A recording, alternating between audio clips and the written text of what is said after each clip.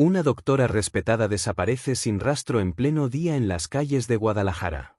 Era marzo de 1988 cuando Elena Martínez Herrera salió de su clínica para atender una emergencia médica y jamás regresó.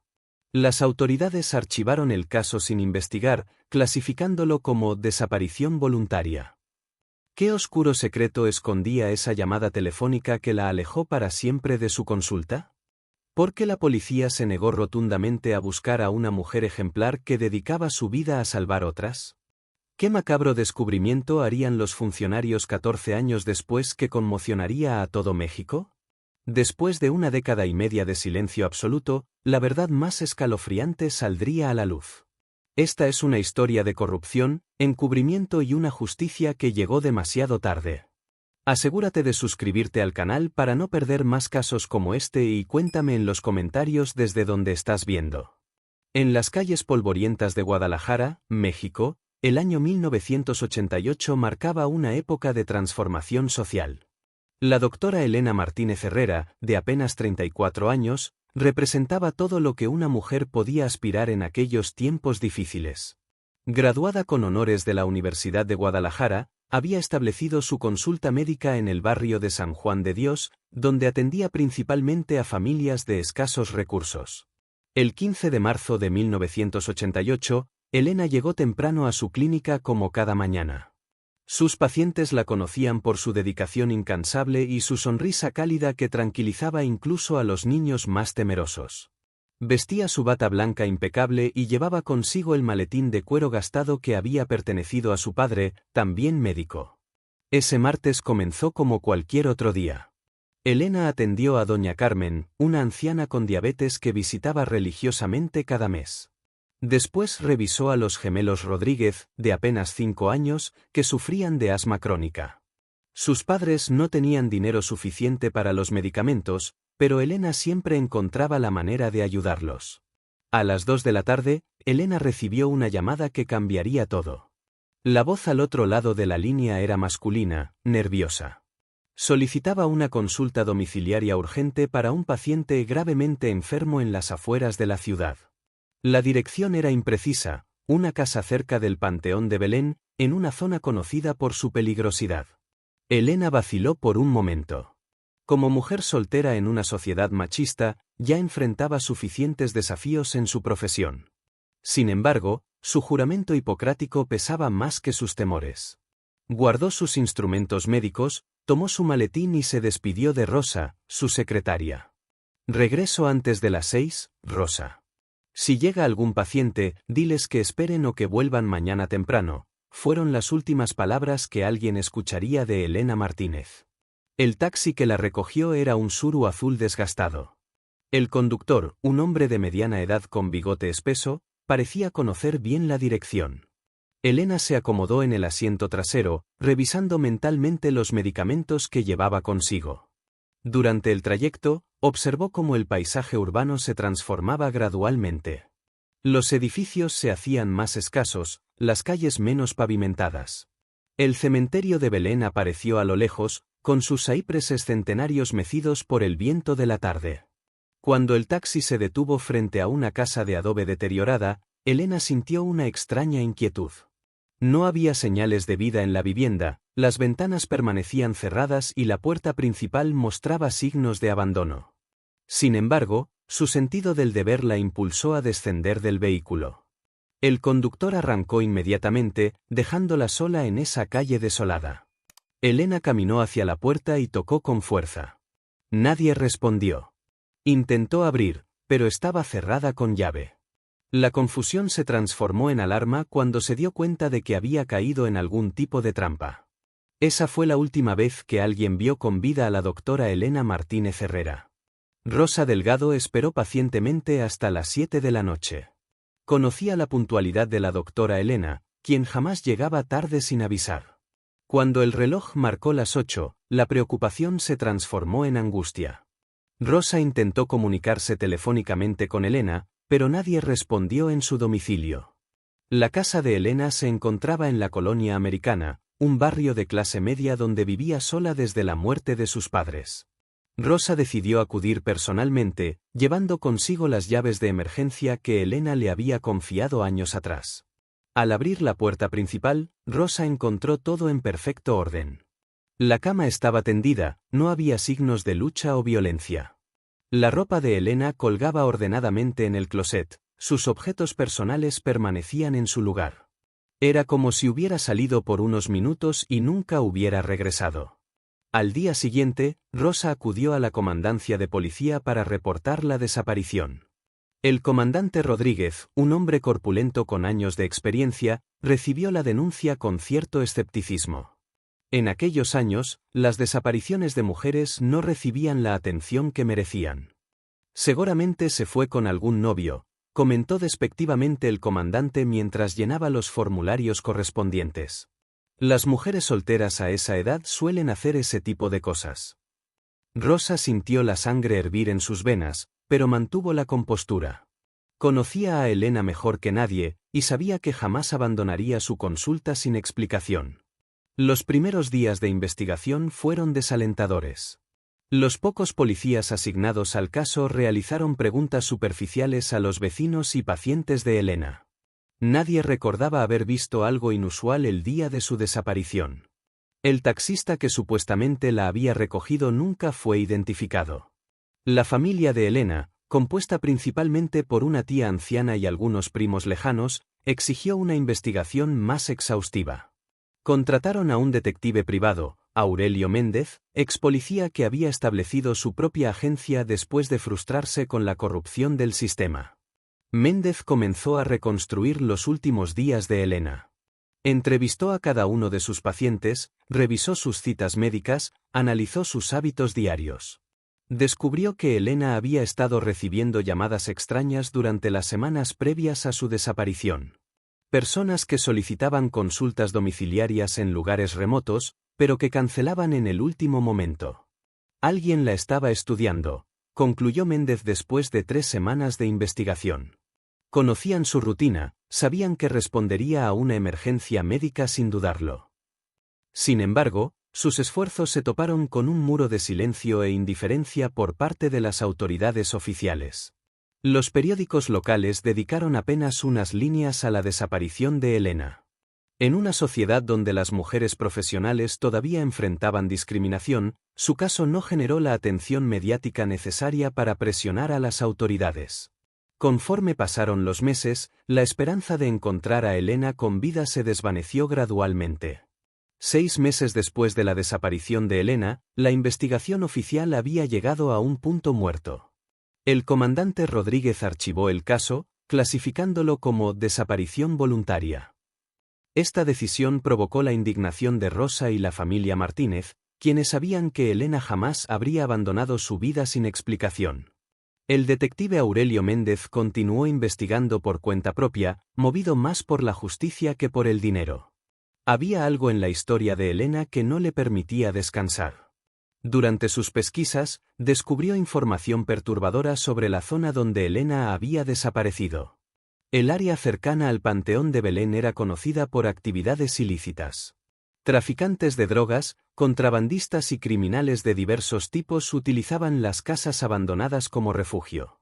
Algunos vecinos reportaron haber visto movimientos extraños durante las noches, pero nadie se atrevía a denunciar por temor a represalias. Méndez también descubrió que Elena no había sido la primera mujer en desaparecer en esa zona.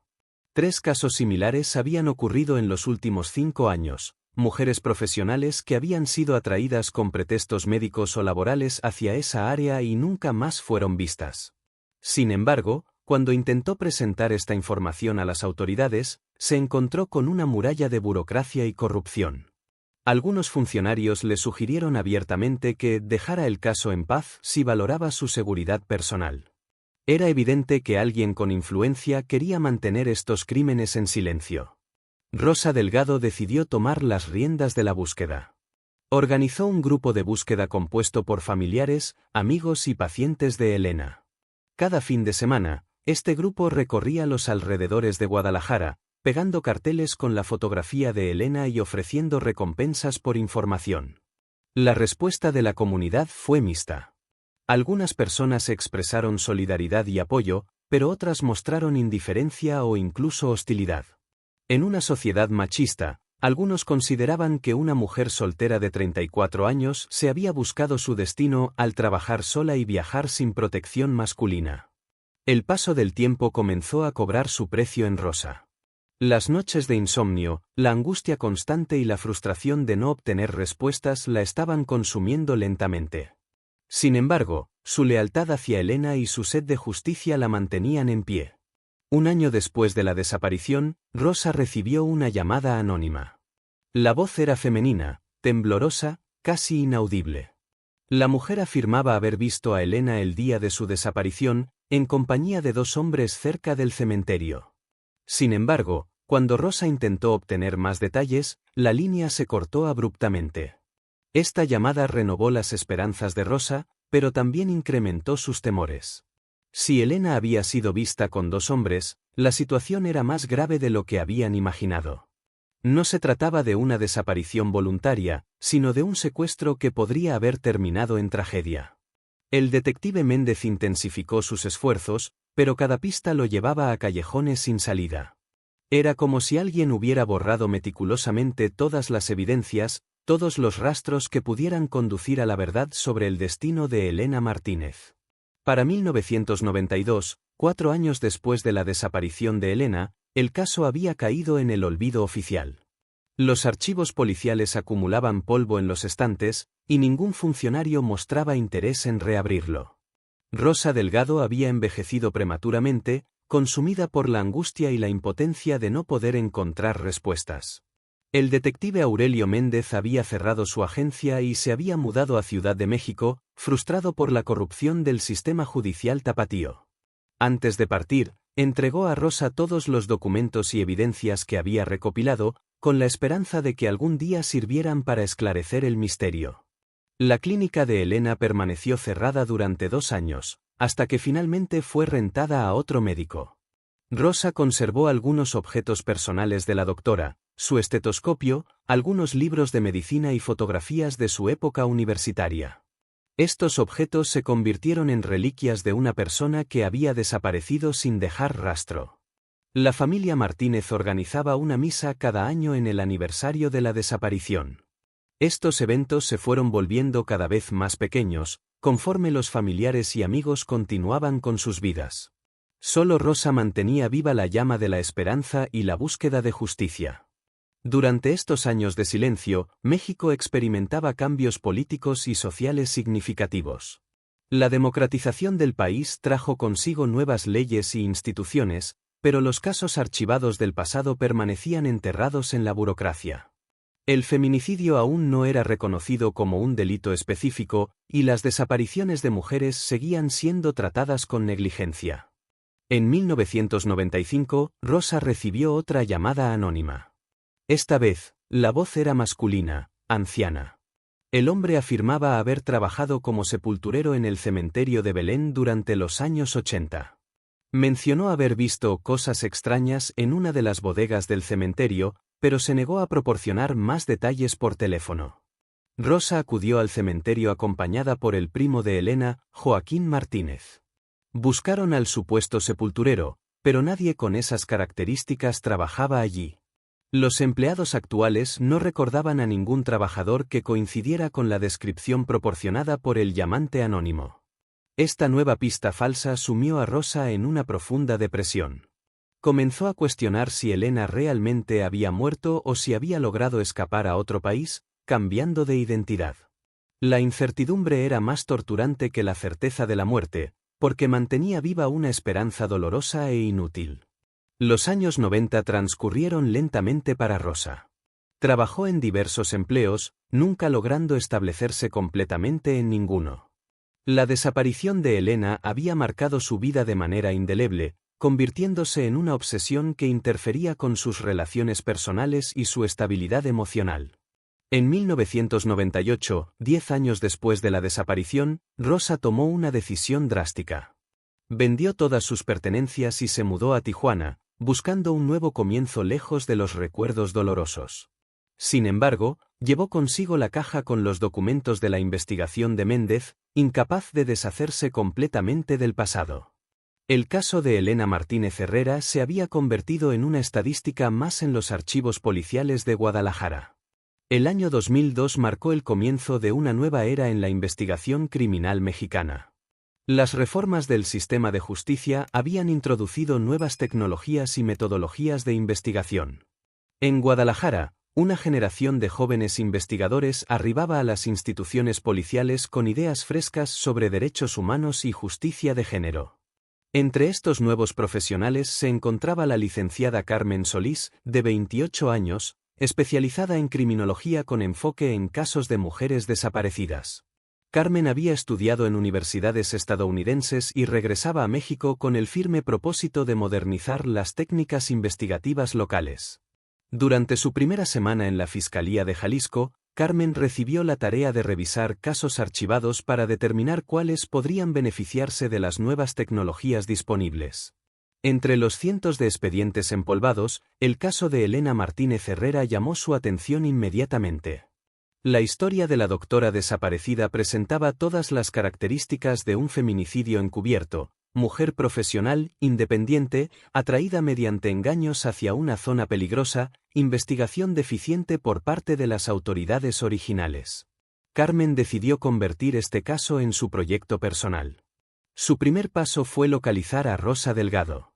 Después de varios días de búsqueda, logró contactarla en Tijuana. Rosa, ahora de 52 años, trabajaba como enfermera en una clínica privada y había construido una nueva vida, aunque nunca había olvidado a Elena. Cuando Carmen le explicó su intención de reabrir el caso, Rosa sintió una mezcla de esperanza y temor. 14 años de dolor habían enseñado a no depositar demasiadas expectativas en las promesas de las autoridades. Sin embargo, algo en la determinación de Carmen la convenció de colaborar. Rosa viajó a Guadalajara llevando consigo la famosa caja con los documentos de Méndez. Carmen se sorprendió por la meticulosidad del detective privado. Las fotografías, testimonios y mapas proporcionaban un punto de partida sólido para la nueva investigación. Carmen también localizó a Aurelio Méndez en Ciudad de México. El exdetective, ahora de 65 años y retirado, accedió a proporcionar toda la información que recordaba sobre el caso. Su memoria seguía siendo sharp, y pudo llenar muchos vacíos en los documentos escritos. Siempre supe que Elena había sido asesinada, confesó Méndez durante una videoconferencia. Pero en aquellos años era imposible luchar contra la corrupción y el machismo del sistema. Espero que ahora sea diferente. Carmen comenzó a aplicar técnicas modernas de investigación criminal. Utilizó software de análisis geográfico para identificar patrones en las desapariciones de mujeres en el área de Belén. Descubrió que entre 1985 y 1990, 7 mujeres habían desaparecido en un radio de 5 kilómetros alrededor del cementerio. Esta información era devastadora y reveladora al mismo tiempo. Sugería la existencia de un depredador serial o una red criminal organizada que operaba en esa zona durante los años 80. Elena no había sido una víctima aislada, sino parte de un patrón más amplio y siniestro. Carmen presentó sus hallazgos preliminares a su supervisor, el fiscal adjunto Hernández. El funcionario mostró interés pero también preocupación por las implicaciones políticas de reabrir casos tan antiguos. La investigación de Carmen Solís comenzó a generar resultados inesperados. Utilizando bases de datos computarizadas que no existían en 1988, logró identificar patrones que habían pasado desapercibidos para los investigadores originales. El análisis de llamadas telefónicas reveló que Elena había recibido al menos 5 llamadas desde el mismo número durante las semanas previas a su desaparición. El número telefónico pertenecía a una casa ubicada precisamente en el área donde Elena había sido vista por última vez. Cuando Carmen acudió a verificar la dirección, descubrió que la propiedad había cambiado de dueño 3 veces desde 1988. Los registros mostraban que en aquel año pertenecía a un hombre llamado Esteban Morales Ríos. Morales había muerto en 1995 en un accidente automovilístico, pero Carmen logró localizar a su viuda, Esperanza Morales. La mujer, de 72 años, vivía en un asilo de ancianos en las afueras de Guadalajara. Su estado mental era frágil, pero conservaba algunos recuerdos lúcidos sobre aquellos años. Esteban siempre andaba con gente rara, confesó Esperanza durante la entrevista. Hombres que llegaban de noche, que hablaban en voz baja. Yo tenía miedo, pero él me decía que eran negocios y que no preguntara nada. Esperanza recordaba vagamente que su esposo había mencionado algo sobre una doctora en marzo de 1988. Había estado nervioso durante varios días, hablando por teléfono a horas extrañas. Después de esa fecha, nunca más volvió a mencionar el tema. Carmen también descubrió que Esteban Morales había tenido antecedentes penales por tráfico de drogas y asociación delictuosa. En 1987, había sido arrestado pero liberado por falta de evidencias. Los documentos sugerían que tenía conexiones con grupos criminales que operaban en la frontera con Estados Unidos. La investigación tomó un giro dramático cuando Carmen decidió inspeccionar físicamente la antigua propiedad de Morales. La casa había sido demolida en 1999, y en su lugar se había construido un centro comercial pequeño. Sin embargo, los planos originales mostraban que la propiedad incluía una bodega subterránea que podría haber sobrevivido a la demolición. Carmen solicitó una orden judicial para realizar excavaciones en el sitio. El proceso legal tomó varios meses, durante los cuales continuó investigando otros aspectos del caso. Entrevistó a antiguos vecinos de la zona, muchos de los cuales recordaban actividades sospechosas durante los años 80.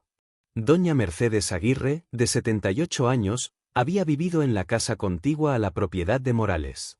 Sus recuerdos eran sorprendentemente detallados y perturbadores. Recordaba haber visto a mujeres jóvenes entrando a la casa de Morales, pero nunca las había visto salir.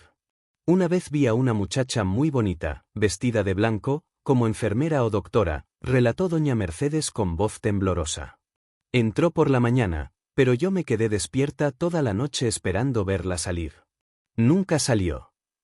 Esta descripción coincidía perfectamente con la apariencia de Elena el día de su desaparición. Carmen sintió que se acercaba a la verdad, pero también percibía que se adentraba en territorio peligroso. Si sus sospechas eran correctas, Elena había sido víctima de una red criminal más extensa y organizada de lo que nadie había imaginado. Los preparativos para las excavaciones comenzaron en octubre de 2002. Carmen había conseguido el apoyo de antropólogos forenses y expertos en criminalística para garantizar que cualquier evidencia encontrada fuera preservada adecuadamente. Las excavaciones en el antiguo terreno de Esteban Morales comenzaron un lunes lluvioso de noviembre de 2002. Carmen Solís supervisó personalmente cada paso del proceso, acompañada por un equipo de antropólogos forenses de la Universidad de Guadalajara. La expectación era palpable, pero también el temor de lo que podrían encontrar. Los primeros 2 días de excavación no revelaron nada significativo. Los trabajadores removieron toneladas de escombros de la construcción demolida, buscando evidencias de la bodega subterránea mencionada en los planos originales. Carmen comenzó a dudar si la información era correcta o si el tiempo había borrado todas las pistas.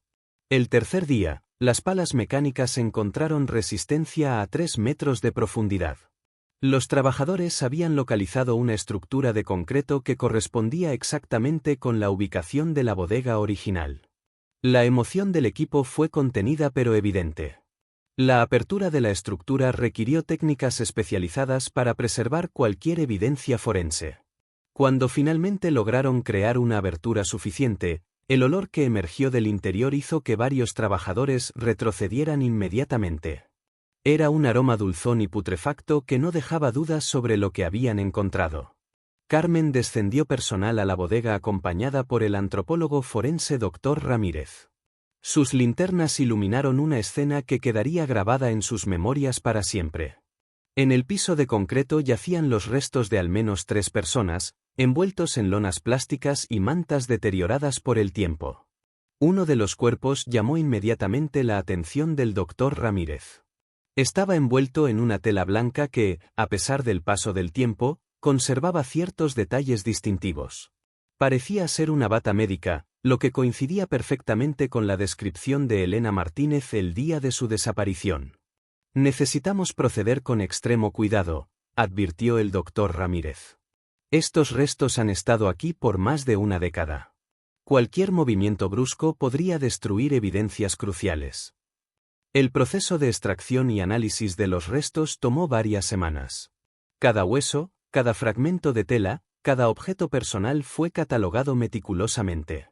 Carmen coordinó el trabajo con laboratorios especializados en Ciudad de México e incluso consultó con expertos internacionales. Los resultados preliminares de antropología forense confirmaron las sospechas más terribles. Los 3 cuerpos correspondían a mujeres jóvenes, todas muertas por traumatismo craneal. Las evidencias sugerían que habían sido asesinadas entre 1987 y 1989, precisamente durante el periodo de actividad criminal de Esteban Morales. El análisis dental del cuerpo envuelto en la bata blanca proporcionó la confirmación definitiva que Carmen había estado esperando y temiendo al mismo tiempo. Los registros dentales coincidían perfectamente con los de Elena Martínez Herrera. Después de 14 años de incertidumbre, finalmente habían encontrado a la doctora desaparecida. Carmen tuvo la difícil tarea de comunicar la noticia a Rosa Delgado y a la familia Martínez. Rosa recibió la llamada en Tijuana mientras trabajaba en la clínica. A pesar de haber esperado esta confirmación durante años, la noticia la golpeó como un martillo. 14 años de esperanza se desplomaron en un instante, reemplazados por un dolor renovado pero también por un extraño sentimiento de alivio. Al menos ahora sabemos qué pasó con Elena, murmuró Rosa entre lágrimas. Ya no tenemos que imaginar si está sufriendo en algún lugar. Ahora podemos darle el descanso que merece. La familia Martínez organizó finalmente el funeral que habían estado posponiendo durante una década y media. El descubrimiento de los 3 cuerpos en la antigua propiedad de Esteban Morales abrió una investigación mucho más amplia de lo que Carmen Solís había anticipado inicialmente. Los análisis forenses revelaron que las otras 2 víctimas eran Patricia Sánchez Vega, una enfermera de 29 años desaparecida en 1987, y María del Carmen Ruiz Torres, una trabajadora social de 31 años que había desaparecido en 1989.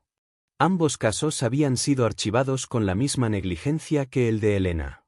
Patricia había sido atraída mediante una llamada telefónica solicitando atención médica domiciliaria. María del Carmen había recibido una petición para visitar a una familia necesitada en la misma zona peligrosa. El patrón era idéntico, mujeres profesionales del sector salud, atraídas mediante engaños hacia la propiedad de Morales.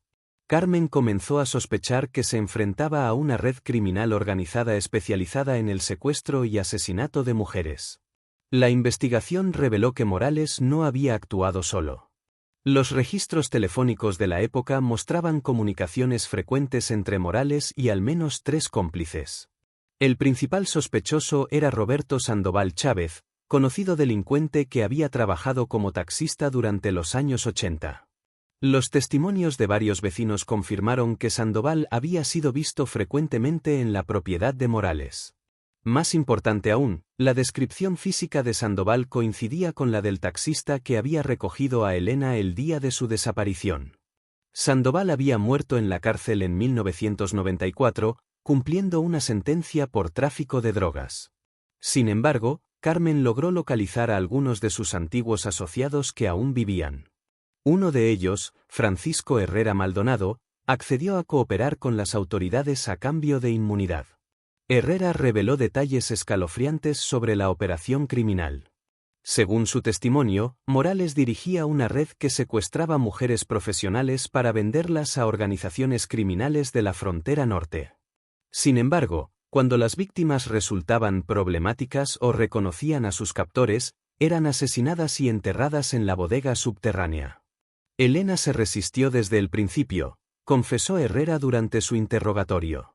Cuando se dio cuenta de que había caído en una trampa, comenzó a gritar pidiendo ayuda. Morales se puso nervioso y decidió matarla inmediatamente. Dijo que no podían arriesgarse a que alguien la escuchara. Esta revelación destrozó a Rosa Delgado cuando se enteró. Durante 14 años había mantenido la esperanza de que Elena hubiera logrado escapar y construir una nueva vida en algún lugar lejano. Saber que había muerto luchando por su libertad añadía una nueva dimensión de tragedia a la historia. La investigación también reveló la razón por la cual el caso original había sido manejado con tanta negligencia. Varios funcionarios policiales de la época habían recibido sobornos de Morales para ignorar las denuncias de desapariciones en esa zona. El comandante Rodríguez, quien había archivado el caso de Elena, había recibido pagos mensuales para mantener silencio. Carmen presentó estos hallazgos al fiscal general de Jalisco, quien decidió iniciar una investigación interna sobre la corrupción policial de los años 80. Aunque muchos de los funcionarios involucrados ya habían muerto o se habían retirado, era importante establecer la verdad histórica y restaurar la dignidad de las víctimas. El caso tomó dimensiones nacionales cuando los medios de comunicación comenzaron a reportar sobre la red criminal y la corrupción policial. La historia de Elena Martínez se convirtió en un símbolo de la lucha por los derechos de las mujeres y la justicia tardía.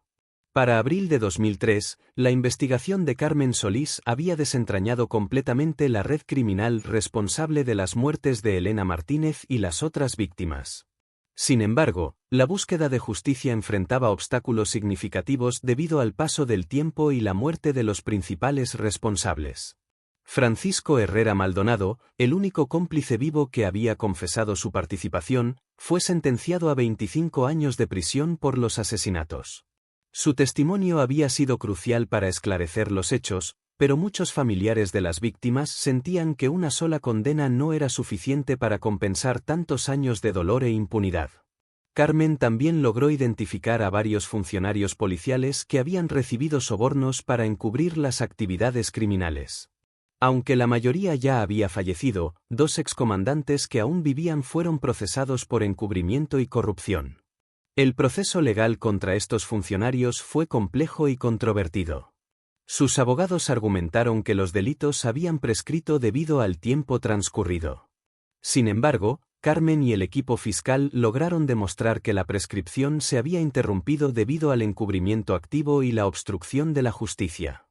Los excomandantes Rodríguez y Vázquez fueron sentenciados a 8 años de prisión cada uno. Sus condenas generaron reacciones mixtas en la sociedad tapatía. Algunos aplaudieron que finalmente se hiciera justicia, mientras otros consideraban que castigar a ancianos por crímenes tan antiguos era excesivo.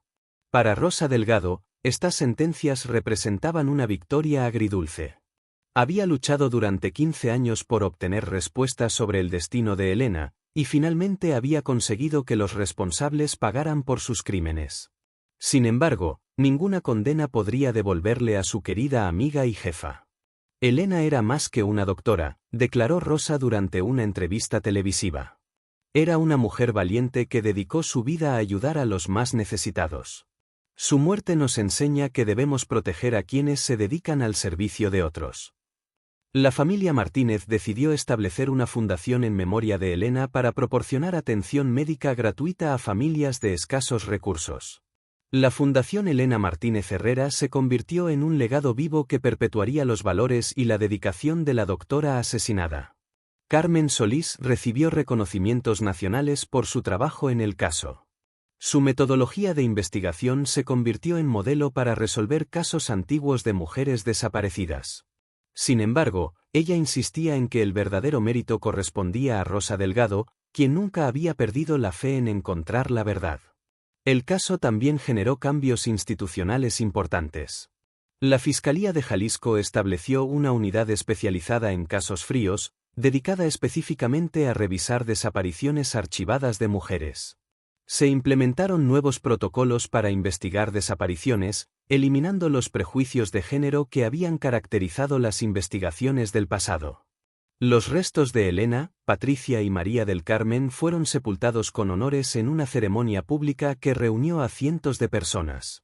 Representantes de organizaciones feministas, colegios médicos y grupos de derechos humanos rindieron homenaje a las 3 mujeres que habían perdido la vida por dedicarse al servicio de otros.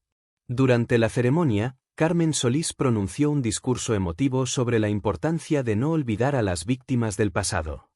Elena Martínez no murió en vano si su historia nos enseña a valorar y proteger a las mujeres que arriesgan sus vidas para servir a la comunidad, declaró ante la multitud reunida. Sin embargo, Carmen sabía que la justicia seguía siendo incompleta. La investigación había revelado la existencia de al menos 4 víctimas más cuyos cuerpos nunca fueron encontrados. Estas mujeres, desaparecidas entre 1985 y 1991, probablemente habían corrido el mismo destino que Elena, pero sus familias seguían sin respuestas. 20 años después del descubrimiento de los restos de Elena Martínez, su historia continuaba inspirando cambios en el sistema de justicia mexicano. Carmen Solís, ahora directora de la Unidad de Casos Fríos de la Fiscalía General de la República, había utilizado las lecciones aprendidas del caso Elena para resolver más de 100 desapariciones similares en todo el país. Rosa Delgado regresó a Guadalajara en 2015, después de 13 años viviendo en Tijuana. Su decisión de volver se debió parcialmente a su deseo de participar activamente en la Fundación Elena Martínez Herrera, que se había convertido en una de las organizaciones de atención médica más respetadas del estado de Jalisco. La fundación operaba 3 clínicas gratuitas en barrios marginados de Guadalajara, proporcionando atención médica a familias que no podían costear servicios de salud privados. Cada clínica llevaba una placa con la fotografía de Elena y la inscripción: "Su vida continúa salvando vidas". Rosa, ahora de 65 años, trabajaba como coordinadora de voluntarios en la fundación.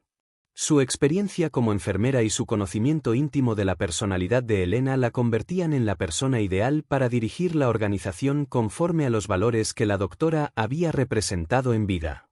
Elena siempre decía que la medicina era un llamado, no un trabajo, recordaba Rosa durante las orientaciones para nuevos voluntarios.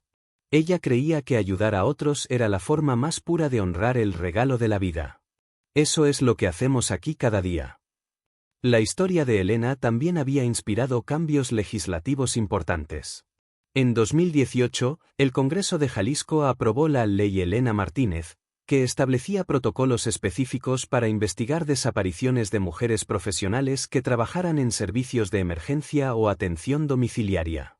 La ley requería que las autoridades implementaran medidas de protección para médicos, enfermeras y trabajadores sociales que realizaran visitas domiciliarias en zonas de alto riesgo. También establecía sanciones severas para funcionarios que manejaran con negligencia casos de mujeres desaparecidas. Carmen Solís participó activamente en la redacción de esta legislación, asegurándose de que incluyera las mejores prácticas internacionales en investigación de desapariciones forzadas. Elena no puede volver, pero podemos asegurar que ninguna otra mujer sufra el mismo destino por negligencia institucional, declaró durante los debates legislativos. En 2020, 32 años después de la desaparición de Elena, se inauguró el Centro de Memoria Dra. Elena Martínez Herrera en la Universidad de Guadalajara. El centro se dedicaba a documentar casos de violencia de género y preservar la memoria de las víctimas. El centro albergaba una exposición permanente sobre la vida y muerte de Elena, incluyendo fotografías de su época universitaria, testimonios de sus pacientes y documentos de la investigación que finalmente resolvió su caso. Miles de estudiantes visitaban la exposición cada año, aprendiendo sobre los peligros que enfrentaban las mujeres profesionales y la importancia de la justicia tardía. Rosa Delgado frecuentemente guiaba tours por la exposición, compartiendo anécdotas personales sobre Elena que no aparecían en los documentos oficiales. Sus relatos humanizaban la figura de la doctora, presentándola no como una mártir abstracta, sino como una mujer real con sueños, temores y una dedicación extraordinaria hacia sus pacientes. Elena tenía miedo de trabajar sola, especialmente por las noches, confesaba Rosa durante estos tours. Pero su sentido del deber era más fuerte que su miedo. Ella sabía que muchas personas dependían de su ayuda y nunca las defraudó. La investigación de Carmen había demostrado que Elena no fue la única profesional de la salud victimizada por redes criminales durante los años 80 y 90. Casos similares habían ocurrido en otras ciudades mexicanas, sugiriendo que el problema era mucho más amplio de lo que se había reconocido inicialmente. Esta revelación había motivado la creación de una base de datos nacional de profesionales de la salud desaparecidos, administrada por la Secretaría de Salud en coordinación con las fiscalías estatales. El objetivo era identificar patrones de victimización y desarrollar estrategias de prevención más efectivas. En el 20º aniversario del descubrimiento de los restos de Elena, la ciudad de Guadalajara organizó una ceremonia conmemorativa en el Hospicio Cabañas. Autoridades municipales, representantes de organizaciones médicas y familiares de víctimas de violencia se reunieron para honrar la memoria de la doctora y reafirmar su compromiso con la justicia y la protección de las mujeres. Carmen Solís, ahora con 48 años, pronunció el discurso principal de la ceremonia. Reflexionó sobre cómo el caso de Elena había transformado no solo su carrera profesional, sino su comprensión de la importancia de la memoria histórica en la construcción de una sociedad más justa. Elena Martínez Herrera murió porque una sociedad machista y corrupta no valoraba adecuadamente la vida de las mujeres, declaró Carmen ante la audiencia. Su muerte fue una tragedia, pero su legado es una lección permanente sobre el precio de la indiferencia y la importancia de nunca rendirse en la búsqueda de la verdad. Rosa Delgado, sentada en la primera fila, escuchaba el discurso con lágrimas en los ojos. 35 años después de conocer a Elena en la clínica de San Juan de Dios, su amiga seguía transformando vidas y inspirando cambios positivos en la sociedad. Al final de la ceremonia, Rosa se acercó al micrófono para pronunciar las palabras finales. Su voz, aunque quebrada por la emoción, resonó con fuerza en el auditorio lleno. Elena siempre decía que la muerte no era el final, sino una transformación. Hoy puedo afirmar que tenía razón. Su espíritu vive en cada vida que salva la fundación, en cada caso que resuelve la unidad de casos fríos, en cada mujer que trabaja sin miedo porque existen mejores protecciones. Elena nunca se fue realmente. Solo cambió la forma en que nos cuida. La historia de la doctora Elena Martínez Herrera se había convertido en algo más que un caso criminal resuelto. Era un símbolo de resistencia, un testimonio de la importancia de la memoria y una promesa de que ninguna víctima sería olvidada mientras existieran personas dispuestas a luchar por la justicia, sin importar cuánto tiempo hubiera pasado. En la pared principal del centro de memoria, una placa de bronce llevaba grabadas las últimas palabras que Elena había escrito en su agenda el día de su desaparición: la medicina es el arte de curar el alma tanto como el cuerpo. Estas palabras continuaban inspirando a nuevas generaciones de médicos, investigadores y defensores de los derechos humanos. La luz de Elena Martínez Herrera seguía brillando, 35 años después de su muerte, iluminando el camino hacia una sociedad más justa y compasiva. Si has llegado hasta aquí y quieres ver más historias como esta, te invito a suscribirte al canal y activar la campanita de notificaciones para no perderte ninguna historia. Deja tu like para que podamos seguir compartiendo más historias como esta. ¡Hasta la próxima!